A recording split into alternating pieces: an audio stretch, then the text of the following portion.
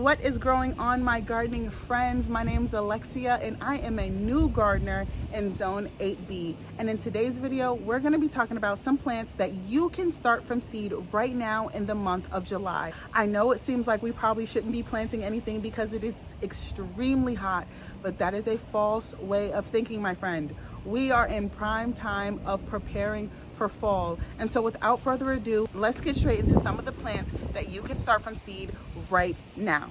First, we're starting with sunflowers. Now, I absolutely love sunflowers and I did not grow nearly as much as I wanted to for the summer, but I'm changing that for fall. Some of the varieties that I'll be growing is Red Sun, Chianti Hybrid, and Goldie Honey Bear. Now, I do go into detail about all of the plants that I will be planting for fall season. I'm growing maybe about 15 different varieties of sunflowers, tomatoes, and peppers. So if you want to know in detail everything that I'm growing, make sure you subscribe and check out my gardening vlogs, because that's where I show in depth everything that I'm growing and also how I'm growing it. But let's move on to the next plant. The next plant we can start from seed in Zone 8B are cucumbers. Now, I really wanted to try my hand at pickling. I grew Burpless Beauty and it's been such a prolific plant in my garden, beautifully growing up the trellis, but it's not great for pickling. And so I'm gonna try my hand at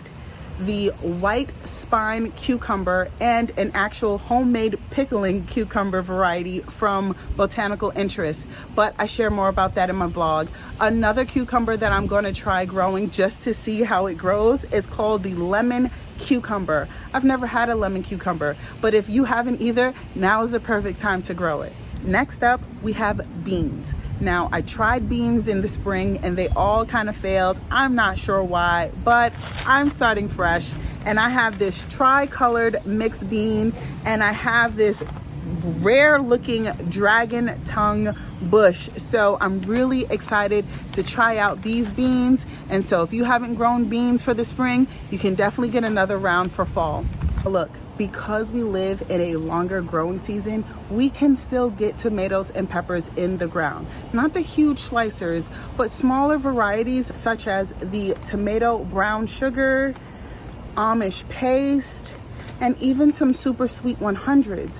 We can definitely get started now for a fall harvest. I'm also gonna try my luck at this free gift that I got from Baker Creek, which is Dr. Wychee's Yellow.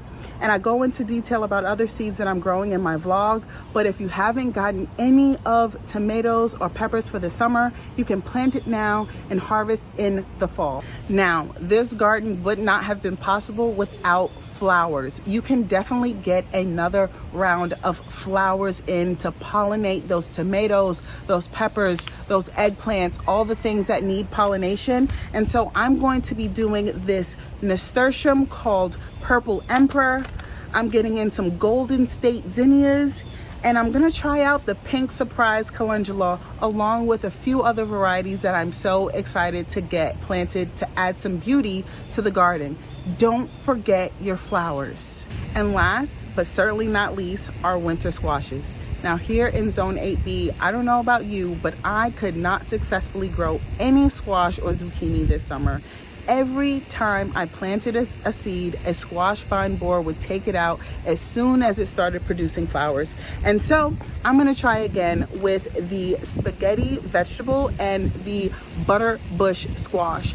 Hopefully I'm successful. They say they're a little bit resistant, but we're still gonna try it. I'm still gonna try the zucchini because I'm not gonna let that squash vine borer take me out. But that is all that I have for you guys today. Let me know in the comment section what are some things that you're growing this fall, especially if you're here in Zone 8B. And like I said before, these are not all the varieties that I'm growing, but if you want to know in detail the varieties I'm growing and even how I get them all planted out in my garden, make sure you're subscribed and you're up to date to my garden diaries, because that is where I show the good, the bad, and the chaos of what happens in my gardening journey. I'd love to have you along for the ride. That's all I have for today.